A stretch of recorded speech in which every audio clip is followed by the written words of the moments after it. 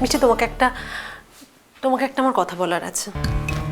সেটা হলো, দেখো, যখন আমি বিয়ে হয়ে এ বাড়িতে এসেছিলাম না, তখন আমি জানতাম যে এই বাড়িতে এসে আমার শ্বশুর শাশুড়ির দায়িত্ব আমাকেই নিতে হবে। হ্যাঁ, এখন বাবা মারা গেছেন, মা এখন একা আছে। আমি আমি সারাটা জীবন মাকে মাথায় তুলে রাখার চেষ্টা করব। অবশ্যই যদি মা আমার মাথা থেকে নেমে পড়তে না চান তবে।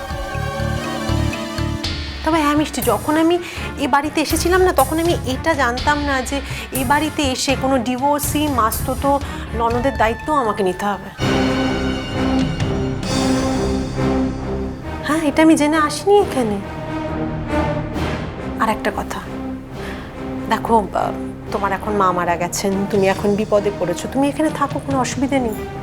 কিন্তু এটা কখনো এক্সপেক্ট করো না মিষ্টি, সারাটা জীবন আমি বা তোমার আর্যদা তোমার দায়িত্ব নেব। এটা কখনো হয় না। বেটা, তুমি একটা কাজ করো না, তুমি কোনো জবের চেষ্টা করো। তুমি 24টা ঘন্টা এই বাড়িতে পড়ে থাকো, পড়ে থেকে তোমার দাদার উপর নজরদারি করো, আমার ক্ষতি করার চেষ্টা করো, তাতে তোমার কি লাভ? তোমার ক্যারিয়ারে কি হবে মিষ্টি? করো না এটা তুমি। এভাবে তো আস্তে আস্তে তোমার বয়স বেড়ে যাবে, তুমি একদিন বুড়ি হয়ে যাবে মিষ্টি, সেদিন কি হবে? আর দেখো, এখন সংসারে আমরা আছি, ভবিষ্যতে তো আরো লোক বাড়বে সংসারে। তারা যদি তোমাকে অ্যাকসেপ্ট না করে, হ্যাঁ, কি করবে তুমি? দেখো, আমি সবটা কিন্তু তোমার সম্মান রক্ষার্থে বলছি। ভেবে দেখো কি করবে তুমি, কি করা উচিত তোমার।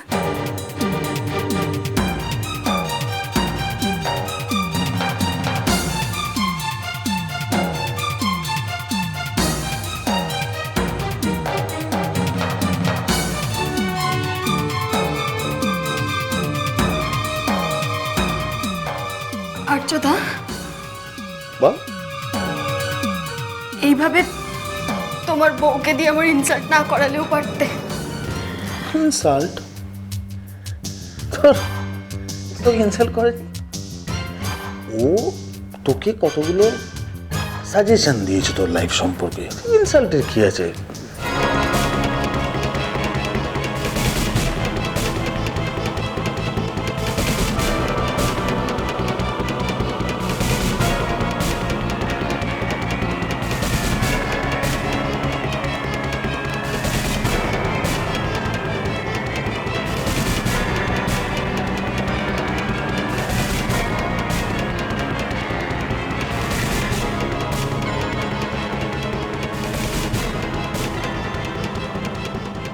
যাক বাবা, অনেক কথা হয়েছে। আর তো তুমি বিশ্রাম নাও, তোমার এখন স্যুপ খাওয়ার সময়। আমি তোমার স্যুপটা করে নিয়ে আসছি। দাঁড়াও, রান্নাঘরে ঢুকবে না তুমি।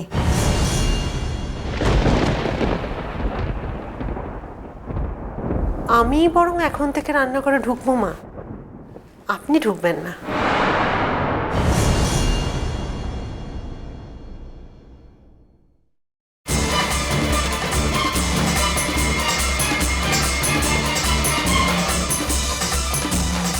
কি কি বলছো কি তুমি? আপনার হয়তো রাগ হচ্ছে মা, কিন্তু আপনার তো বয়স হচ্ছে, আগুন তাতে কেন যাবেন আপনি? আজ থেকে রান্নাঘরের সমস্ত দায়িত্ব আমার, কেমন?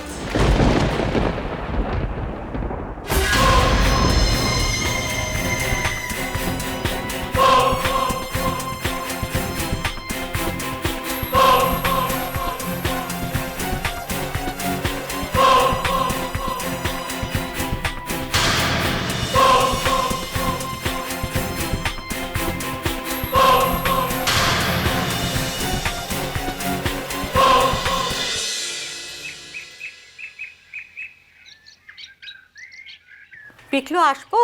হ্যাঁ মা, এসো। বলছি, আমি না বাড়ি যেতে চাইছি। তোর বড় মাসির কথা বলছিলেন। মামুনি, আমি বুঝতে পারছি তোমার এখানে মন একদম টিকছে না, বাবা নেই কি না, আর সেটাই খুব স্বাভাবিক, খুব স্বাভাবিক।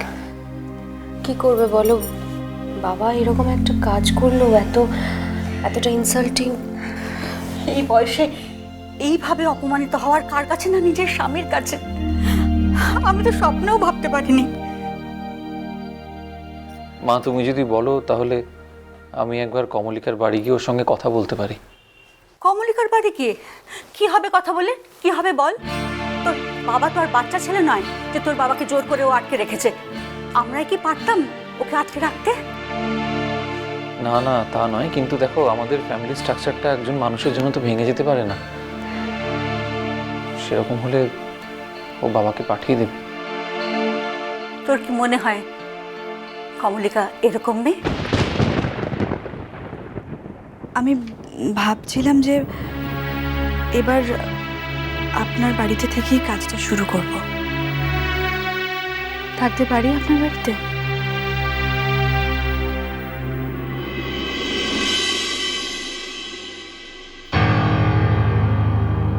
তা না হলে এ বাড়ি থেকে যেতে না যেতেই আরেকটা অন্য ছেলের সঙ্গে কেলেঙ্কারিতে জড়িয়ে পড়ে। একটা মানুষকে ভুলতে গোটা জীবন চলে যায় কারো কারো। ভোলা যায় না। আর এই মেয়েটার মনটা এমনই। রূপা, রূপা, রূপা, আমার জীবনের সবচেয়ে বড় ক্রাইসিসের সময় তোমার সঙ্গে আমার যোগাযোগ হয়েছিল। কোনো না কোনো সিচুয়েশনে কেন এই ভুল বোঝাবুঝিটা আমাদের মধ্যে হবে? কেন আমি এটা ভুলে যাব?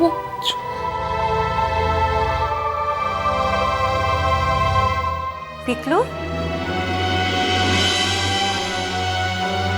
এই পিকলু,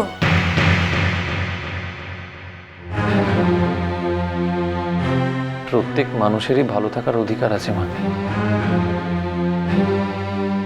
আমরা ওর সম্পর্কে যতই খারাপ কথা বলি না কেন, এটা তো ঠিক যে আমরা যে যার নিজের ভালো থাকার পথ খুঁজে নিয়েছি। থাক পিকলু, ওই মেয়েটা সম্পর্কে আমাকে আর কোনো কথা তুই বলতে আসিস না।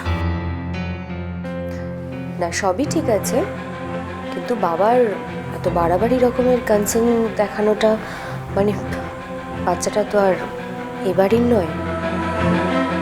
সেই তো, আর দুনিয়ায় যেন কেউ আর কনসিভ করে না। তোর বাবার সব ব্যাপারেই বাড়াবাড়ি।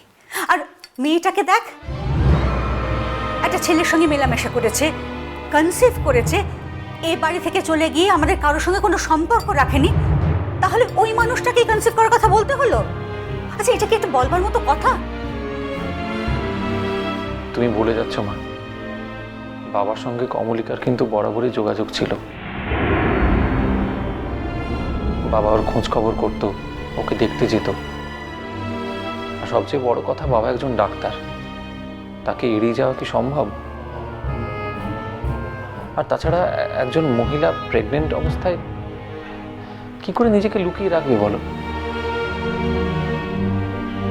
ধ্রুব, আমরা নিজেরা কিন্তু অনেক বেশি মানসিক অশান্তিতে রয়েছি। কই, আমাদেরকে নিয়ে তো বাবা কোনো মাতামাতি করছেন না। যে বাচ্চাটা আমাদের বাড়ির নয় তাকে নিয়ে এত বেশি কনসার্ন দেখানোর কি আছে? আমাদের কথা কি বাবা একবার ভেবেছেন নাকি ভাবলেন? কনসিভ করার মতন ঘটনা ঘটলে বাবা নিশ্চয়ই ভাবতেন। ঘটনা ঘটেনি তাই বাবা এটা নিয়ে কোনো মাতামাতি করেনি। যে কনসিভ করেছে বাবা তাকে নিয়ে মাতামাতি করছে, এতে বাবার তো কোনো দোষ নেই। রাইট, দোষটা আমারই।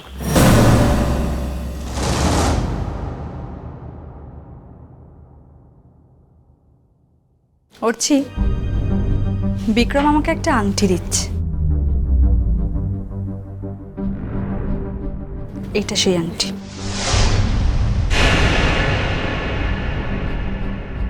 এইরকমই দেখতে একটা আংটি তো আমি। ডিজাইনটা ভালো না? হ্যাঁ ভালো, কিন্তু নতুন কিছু নাও। মানে মিষ্টি কুটু মিষ্টি কুটু মিষ্টি কুটু।